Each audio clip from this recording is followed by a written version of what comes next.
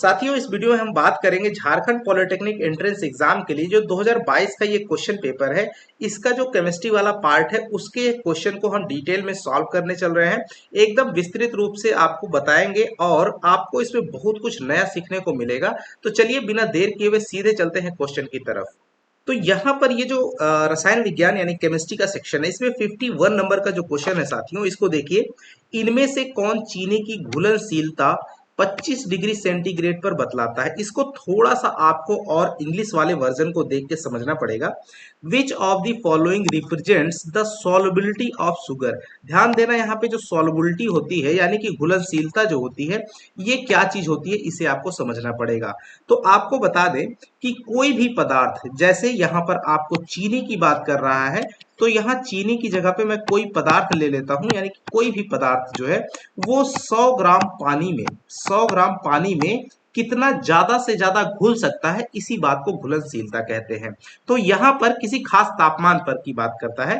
तो यहाँ पर जैसे 25 डिग्री सेंटीग्रेड पर की बात कर रहा है, तो 25 डिग्री सेंटीग्रेड पर जो हमारी चीनी है उसकी जो मात्रा है आपकी, वो पूछ रहा है कि 100 ग्राम पानी, यानी 100 ग्राम पानी में ही पूछ रहा है ये जो चीनी मैक्सिमम कितनी घुल सकती है एट 25 डिग्री सेंटीग्रेड पर, यानी खास तापमान पर कोई पदार्थ 100 ग्राम पानी में जितना मैक्सिमम घुल सकता है वो उस पदार्थ की घुलनशीलता कहलाती है। तो यहाँ पर ये थोड़ा फैक्ट वाला क्वेश्चन है, इसको आपको याद रखना है। जो शुगर होता है ये आपका 204 ग्राम, ध्यान देना, 204 ग्राम मैक्सिमम घुल सकता है, यानी कि चीनी की जो 25 डिग्री पर घुलनशीलता होती है वो होती है 204 ग्राम। तो यहाँ पे आपका जो ऑप्शन नंबर बी होगा वो करेक्ट हो जाएगा। कई बार नमक पूछ लेता है, एक्चुअली ये व्यवहारिकता में यूज होने वाले तत्व हैं जो डेली लाइफ में यूज होते हैं, इसलिए प्रैक्टिकली जो है ये चीजों को हमको उठा के पूछ ले जाता है। अगर NaCl की बात कर दे तो NaCl आपका लगभग 32 ग्राम घुल सकता है ज्यादा से ज्यादा 100 ग्राम पानी के अंदर। तो अगर आपसे कह दे कि इन दोनों में कंपैरिजन कितना है, तो कहीं ना कहीं चीनी जो है नमक की अपेक्षा कहीं ज्यादा, लगभग 6 टाइम के लगभग ज्यादा घुल जाती है। तो ये कहीं ना कहीं 51 का क्वेश्चन का आंसर रहा साथियों। इसमें आपने कुछ नया जरूर सीखा होगा। आगे बढ़ते हैं, अगला क्वेश्चन है, इनमें से कौन भौतिक परिवर्तन है? ध्यान देना, भौतिक परिवर्तन में अवस्था बदलती है, ठीक है। मटेरियल कोई नया नहीं बदल करके नया नहीं बनेगा, मटेरियल सेम रहता है। जैसे लोहे का पिघलना, ये आपका भौतिक परिवर्तन है।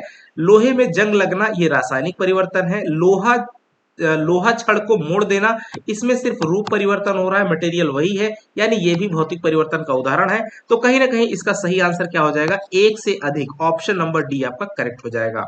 अगला क्वेश्चन है साथियों, द्रव्यमान संरक्षण का सिद्धांत किसने प्रतिपादित किया था? तो इसका सही आंसर है लेवेसियर जो है, इन्होंने द्रव्यमान संरक्षण का जो द्रव्यमान संरक्षण का नियम है उसको प्रतिपादित किया था। बात करते हैं, बड़ा ही सुपर जो है क्वेश्चन है 54 नंबर, जल में ऑक्सीजन और हाइड्रोजन का जो अनुपात होता है, अब इसको हिंदी पढ़ने से समझ में कम आएगा, यहाँ पे पढ़िए। In water the proportion of oxygen and hydrogen by mass, है ना, द्रव्यमान की बात कर रहा है। तो यहाँ पर, अब यहाँ द्रव्यमान तो आपको आया नहीं समझ में, लेकिन यहाँ पर स्पेशली आपको स्पेशल तरीके से बोल रहा है कि इनका जो अनुपात है वो द्रव्यमान के रूप में क्या है। तो सबसे पहले अगर हम इसके फॉर्मूले की बात करें तो हाइड्रोजन यानी H2O, तो यहाँ पर हाइड्रोजन का जो एटॉमिक मास की बात करते हैं तो इसका 1 होता है, चूंकि दो यहाँ पे एटम्स हैं तो 1 इंटू 2 यानी कि हो जाएगा 2। और साथ ही साथ में अगर ऑक्सीजन की बात करते हैं तो ऑक्सीजन 1 है और इसका जो एटॉमिक मास होता है वो होता है 16, तो कहीं ना कहीं ये 16 हो गया।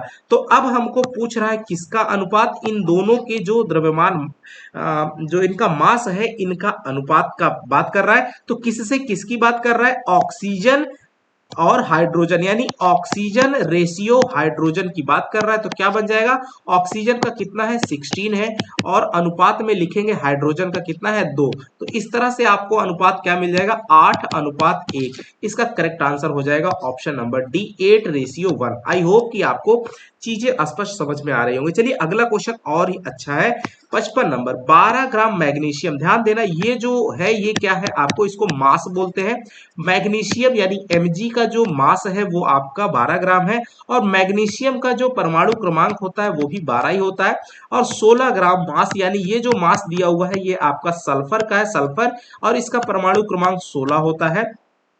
अब मैग्नीशियम का जो परमाणु द्रव्यमान की बात करें तो इसका 24 होता है, और सल्फर का आपका 32 होता है। ध्यान देना, परमाणु द्रव्यमान, परमाणु संख्या, राइट, और सिर्फ द्रव्यमान, ये अलग अलग चीजें हैं। अब आपको पूछ रहा है यहाँ पे मोल अनुपात। तो सबसे जो इंपॉर्टेंट चीज है यहाँ पे, आपको जब भी कभी भी मोल निकालना होता है साथियों, तो इसके लिए फॉर्मूला होता है क्या, मास। यहाँ पे जैसे मैंने ये दिया है 12 ग्राम, ये है मास, 16 ग्राम ये है मास। मास को हमने क्या करना है, एटॉमिक मास से डिवाइड कर दीजिएगा, तो ये आपको निकल करके आता है मोल, राइट। अब इसी में अगर हम कोई यौगिक दिया रहेगा, उस यौगिक का टोटल मॉलिक्यूल से, अगर हम उससे मॉलिक्यूल में जितने एटम्स है उनसे मल्टीप्लाई कर देंगे, टोटल एटम्स नंबर आ जाता है। वो आगे हो सकता है आगे में आए, फिलहाल अभी मोल निकालने के लिए हमको ये फॉर्मूला यूज करना है। तो अब हमें क्या करना है, मैग्नीशियम के मोल की संख्या निकालनी है। तो हम क्या करेंगे, तो इसके लिए जो मैग्नीशियम का मास है, मैग्नीशियम कितना है 12 बटे में, अब मैग्नीशियम का जो एटॉमिक मास होता है वो होता है 24, तो कहीं ना कहीं ये आ गया 1/2, यानी कि 0.5 मोल, इतने मोल आ गए, 0.5 मोल। अब इसी तरीके से हमको सल्फर के मोल निकालने हैं, कितने होंगे, तो सल्फर 16 ग्राम सल्फर, यानी 16 बटे में सल्फर का कितना होता है 32, तो ये काट देंगे तो ये भी आएगा 1/2, यानी कि 0.5 मोल, राइट। अब इन मोल का अनुपात पूछ रहा है, ये जो मोल आए हैं यानी Mg और सल्फर, इनके जो मोल हैं इनके अनुपात, यानी 0.5, यहां से लिखेंगे 0.5 बाई में 0.5, तो आ जाएगा 1:1। तो ये आपका सही आंसर ऑप्शन नंबर सी ये बन जाएगा साथियों। देख रहे हो कितने इंटरेस्टिंग और मजेदार क्वेश्चन है। हो सकता है कि ये आपके लिए नया भी दिख रहा हो, अगर आपने इसके पहले क्लास 10 में नहीं देखा होगा, फिर भी बहुत ही मजेदार है। फिलहाल आगे बढ़ते हैं अगले क्वेश्चन की तरफ। 56 नंबर, बहुत ही रोचक जबरदस्त। इसमें से किसकी परमाणु की संख्या महत्तम है, ध्यान देना। Which of the following has the maximum number of atoms. अब ध्यान देना, इसको निकालने के लिए सबसे पहले आपको ये निकालना पड़ता है, ये जो अभी मैंने मोल निकालने का तरीका बताया। अब नंबर ऑफ टोटल एटम जब निकालना होता है तो उसके लिए हम क्या करते हैं, मोल निकाल लेंगे जो कि इस फॉर्मूले से, और इनटू कर देते हैं जो आपका जो यौगिक का जो मॉलिक्यूल रहता है, एक मॉलिक्यूल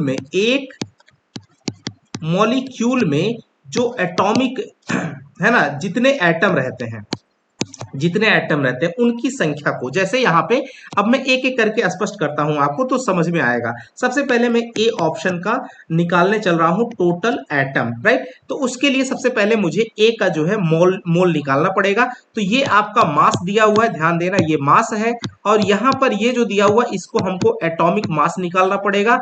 तो मास बटे एटॉमिक मास कर देंगे तो ये हमारा मोल आ जाएगा। और मोल को ध्यान देना, इसको अगर हम मल्टीप्लाई कर देते हैं, जैसे यहाँ पे एक चीज और है, एक मॉलिक्यूल में कितने एटम्स हैं, तो जैसे मैं आपको यहाँ बता दूं, H2O में इसमें कितने एटम है, तो 2 हाइड्रोजन है और 1 ऑक्सीजन है। तो टोटल एक मॉलिक्यूल में कितने एटम्स हो जाएंगे, 3। तो इससे हम अगर मल्टीप्लाई कर दें तो डायरेक्टली हम पा जाएंगे 18 ग्राम H2O के अंदर में कितने टोटल एटम्स बनेंगे, वो हम निकाल लेंगे। तो बस निकाल देना है। तो सबसे पहले क्या, इसका टोटल एटम कितना बन जाएगा ऑप्शन ए के लिए, तो 18 बटे में, ध्यान देना है एटॉमिक मास निकालने के लिए, तो हाइड्रोजन का कितना होता है 2 गुना 1, और प्लस ऑक्सीजन का कितना होता है 16, राइट। ऑक्सीजन का हमारा कितना हो जाएगा 16। अब इसको हम जैसे ही आगे बढ़ाते हैं तो 18 बटा, और इंटू में क्या कर देना है, यहाँ पे 3 देखिए, इंटू में 3, ये 3 क्या है, 3 है आपका एक मोल में टोटल एटम, यानी H2O के टोटल एक मोल में एक जो मॉलिक्यूल है, सॉरी मोल नहीं, एक मॉलिक्यूल में कितने एटम है, तो हाइड्रोजन के 2 एटम है, ऑक्सीजन के 1 एटम, टोटल मिला के 3 एटम। तो उससे मल्टीप्लाई कर देंगे। अब यहाँ पे ये कितना बन जाएगा, बराबर कर देंगे 18 बटे में 2 और 16, यानी कि 18, और इंटू में 3, तो 18 से 18 कट जाएगा, टोटल कितने आ जाएंगे, 3 एटम्स आ जाएंगे, राइट। ये 3 एटम, ये आ गया ऑप्शन ए। इसी तरीके से ऑप्शन बी का हमको निकालना है टोटल एटम्स।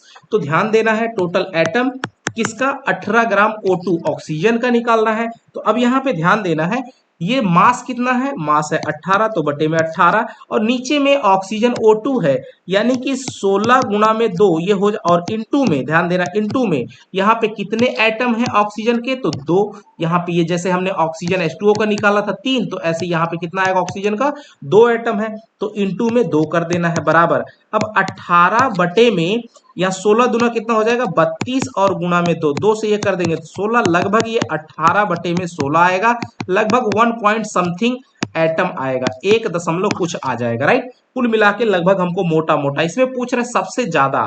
अब हम सी वाले ऑप्शन से निकालते हैं CO2 में, राइट। तो CO2 का जो टोटल एटम होगा साथियों कैसे निकालेंगे, तो 18 बटे में CO2 कार्बन का हमारा हो जाएगा 12, और प्लस का ऑक्सीजन है तो 2 गुना 16 यानी कि 32 हो जाएगा, और इनटू में यहाँ पे देखिए कार्बन 1 एटम और ऑक्सीजन 2 मिला करके 3 हो जाएगा, तो बराबर 18 गुणे में 3 और बटे में 12 और 32 हो जाएगा, ये आपका 44, राइट। तो इस तरीके से इसको हम डिवाइड करेंगे, 2 से 2 9 18 और 2 से ये 22 बार में, तो 9 त्रिक 27 बटे में 22, राइट। 27 बटे 22 ये भी लगभग 1.25 ऐसे कुछ आएगा, इतना आइटम लगभग आएगा, यानी 1 से थोड़ा सा ज्यादा। अब बात करते हैं डी वाला ऑप्शन। तो 18 ग्राम हमारा CH4 है, मेथेनॉल है, सॉरी मेथेनॉल नहीं मेथेन है। तो यहाँ पे आपका टोटल जो एटम है साथियों वो हमारा कितना बनेगा, देखिए टोटल एटम की अगर हम बात करते हैं तो यहाँ 18 बटे में कार्बन कितना है, कार्बन का हमारा हो जाएगा 12, और प्लस का यहाँ हाइड्रोजन का 4 है, तो यानी 1 इंटू में 4, और इंटू में टोटल यहाँ हाइड्रोजन 4 है तो 4 और 1 मिला के 5, राइट, बराबर में 18 गुणे में 5 और बटे में 12 और 4 हो जाएगा 16, तो यानी 18 पंचे 90 बटे में 16, तो लगभग ये 16 पंचे 80, लगभग 5 दशमलव कुछ आएगा। तो कहीं ना कहीं सबसे ज्यादा जो हमको महत्तम नंबर ऑफ एटम्स दिख रहे हैं वो किसमें दिख रहे हैं, 18 ग्राम ऑफ CH4, यानी ये वाला ऑप्शन आपका डी नंबर सही हो जाएगा साथियों। और इस तरीके से आपने ये कैलकुलेशन करनी होती है। चलिए बढ़ते हैं, आई होप कि आपको ये समझ में आया होगा। अगर अच्छा लगा होगा तो जरूर एक लाइक कीजिएगा, चीजें समझ में आई होंगी तो चैनल पे नए हैं सब्सक्राइब कर लीजिएगा, अपने साथियों को भी शेयर कर सकते हैं अगर इच्छा हो तो। अब अगला क्वेश्चन है 57 नंबर का साथियों। तो देखिए 57 नंबर का जैसे ही हम बात करते हैं तो 57 नंबर पे देखिए, तो 57 नंबर कह रहा है परमाणु होता है, एन एटम इज। तो जो एटम होता है साथियों, एटम के अंदर में ये एक नाभिक होता है, न्यूक्लियस। अब इसमें जो है आपका इलेक्ट्रॉन भी होता है, प्रोटॉन भी होता है और न्यूट्रॉन भी होता है। तो जितने नंबर ऑफ इलेक्ट्रॉन्स उतने number of protons, electron negative proton positive, तो कहीं ना कहीं दोनों मिला करके इसको क्या बना देते हैं, न्यूट्रल बना देते हैं। तो कहीं ना कहीं इसका सही आंसर क्या हो जाएगा, उदासीन, ऑप्शन नंबर सी इसका करेक्ट हो जाएगा, यानी न्यूट्रल होता है। अगला क्वेश्चन है सोडियम का सही इलेक्ट्रॉनिक विन्यास, इलेक्ट्रॉनिक कॉन्फ़िगरेशन पूछ रहा है। तो सोडियम का जो एटॉमिक नंबर होता है साथियों वो होता है 11, तो इसको लिखते हैं हम लोग 2, 8 और 1। तो ये इसका करेक्ट इलेक्ट्रॉनिक कॉन्फ़िगरेशन हो जाएगा, ऑप्शन नंबर ए में दिया हुआ है। अगला क्वेश्चन है परमाणु का प्रथम मॉडल किसने दिया था, ध्यान देना। परमाणु का जो the first model of atom was given by, तो इसका सही आंसर क्या हो जाएगा, जे थॉमसन ने परमाणु का सबसे पहला मॉडल दिया था। इसके बाद जो है किसने दिया था, रदरफोर्ड ने दिया था। रदरफोर्ड के बाद इसको थोड़ा सा चेंज करके नील बोर ने दिया, और गोल्डस्टीन ने इन्होंने कोई परमाणु मॉडल नहीं दिया था, इन्होंने अपना जो है जो कैनाल रे होती हैं जिनको हम लोग पॉजिटिव रेज भी कहते हैं, इसकी खोज करी थी। अगला क्वेश्चन है इलेक्ट्रॉन का आविष्कार किसने किया था, तो भाई कमेंट में जरूर आप लोग बताइएगा, इससे आसान क्वेश्चन आपको शायद है मिलेगा। अगला क्वेश्चन है 61, वैसे तत्व जिनकी परमाणु संख्या समान परंतु द्रव्यमान संख्या अलग होती है। ध्यान देना यहाँ बड़ा कंफ्यूजिंग होता है, ये एक तो एटॉमिक नंबर होता है और दूसरा एटॉमिक मास होता है, atomic mass, right. Atomic number अगर सेम है, ध्यान देना, या फिर एटॉमिक मास सेम है, राइट, दो ही केसेस होती हैं। अगर एटॉमिक नंबर सेम है तब उसे हम लोग आइसोटोप कहते हैं, क्या कहेंगे, आइसोटोप, राइट। और अगर एटॉमिक मास सेम है तब उसे हम लोग आइसोबर्स कहते हैं, आइसोबर्स। हिंदी में अगर बात करते हैं तो इसको समभारिक कहेंगे, समभारिक। तो देखिए मास से भार बढ़ता है तो जाहिर सी बात है हिंदी में एकदम मीनिंग एकदम क्लियर रहती है, तो समभारिक। अगर मास समान है यानी इनके एटॉमिक मास समान है, द्रव्यमान भार समान है, तो द्रव्यमान तो ये कहलाएंगे समभारिक। अगर इनके एटॉमिक नंबर सेम है तो इनको हम लोग समस्थानिक कहते हैं। क्या कहेंगे? समस्थानिक। तो इस तरह से हम इसको आसानी से समझ सकते हैं। तो कहीं ना कहीं इसमें क्वेश्चन कह रहा है elements having same atomic number. Atomic number क्या है? सेम है। तो कह रहा है डिफरेंट मास नंबर, तो कोई दिक्कत नहीं, एटॉमिक नंबर सेम होगा तो हमारा ये क्या कहलाएगा? आइसोटोप कहलाएगा। ऑप्शन नंबर बी आपका सही हो जाएगा। चलिए अगला क्वेश्चन है। इस वीडियो में हम इतना ही करेंगे, 62 नंबर तक के क्वेश्चन को फिलहाल इसको देख लेंगे। 4 एलिमेंट्स हैं, इनकी परमाणु संख्या 12, 13, 15 और 3 दिए हुए हैं। इनके इसमें से पूछ रहा है कौन सा ऐसा तत्व है जो कैटायन नहीं बना सकता। एक चीज ध्यान देना, एक कैटायन होता है, एक एनायन होता है। कैटायन का मतलब ये होता है, कैटायन का मतलब पॉजिटिव चार्ज क्रिएट करना, राइट। और एनायन का मतलब होता है नेगेटिव चार्ज क्रिएट करना। पॉजिटिव चार्ज क्रिएट कब होता है? जब हम किसी को देते हैं, जब हम यानी कोई तत्व जो है किसी को इलेक्ट्रॉन देगा। और नेगेटिव कब क्रिएट होगा? जब वो इलेक्ट्रॉन लेता है, राइट। तो कहीं ना कहीं यहां पूछ रहा है कि कौन सा तत्व है जो कैटायन नहीं बना सकता। कैटायन नहीं बना सकता यानी कि पॉजिटिव चार्ज उस पर क्रिएट नहीं होगा। तो जैसे यहां पे ये जो 12 है, एक्चुअली 12 ये Mg का है 12, उसके बाद 13 है मैग्नीशियम, उसके बाद एल्यूमिनियम हो जाएगा, एल्यूमिनियम 13, उसके बाद 15 है फॉस्फोरस का आपका 15 है, राइट। उसके बाद 3 है तो ये लिथियम का बन जाएगा। तो कहीं ना कहीं ये 3 आपके मेटल्स दिख रहे हैं, मैग्नीशियम और उसके बाद है आपका एल्यूमिनियम हो गया और उसके बाद है आपका लिथियम। ये जो फास्फोरस है ये आपका देखिए 2,8,5, तो ये क्या करेगा? 3 इलेक्ट्रॉन को ले लेगा अपने अंदर, और लेगा तो ऋणी हो जाएगा, यानी कि जो फास्फोरस है उसके ऊपर में 3 नेगेटिव चार्जेस क्रिएट होंगे जो कि पॉजिटिव नहीं होते हैं। यानी कि हमारा जो फास्फोरस है वही कैटायन नहीं बना सकता। फास्फोरस यानी 15 वाला, यानी कि सी वाला ऑप्शन, राइट। सी ऑप्शन में जो सी एलिमेंट है। अच्छा Mg 12 है तो 2, 8, 2, ये 2 इलेक्ट्रॉन निकाल देगा, यानी पॉजिटिव 2 इलेक्ट्रॉन क्रिएट करता है। ऐसे ही ये 13, 2, 8, 3 बनेगा, ये 3 इलेक्ट्रॉन इजिली निकाल सकता है तो प्लस का 3 बनेगा। लिथियम का आपका 3 होता है तो 2,1 इस तरह से 1 इलेक्ट्रॉन निकाल देगा। तो कहीं ना कहीं 3 पे आपका पॉजिटिव चार्जेस क्रिएट हो रहे हैं, और एक है जिसपे नेगेटिव क्रिएट हो रहा है, वो पॉजिटिव कभी नहीं, यानी कि कैटायन कभी क्रिएट नहीं कर सकता। आई होप कि साथियों आपको ये वीडियो काफी हेल्पफुल लगा होगा। इसके आगे का नेक्स्ट पार्ट जो है हम जल्दी ही आपको अपलोड करेंगे। इसको आप इतना देखिए और बढ़िया से सीखिए। मिलेंगे अगले वीडियो में, तब तक के लिए नमस्कार, जय हिंद साथियों।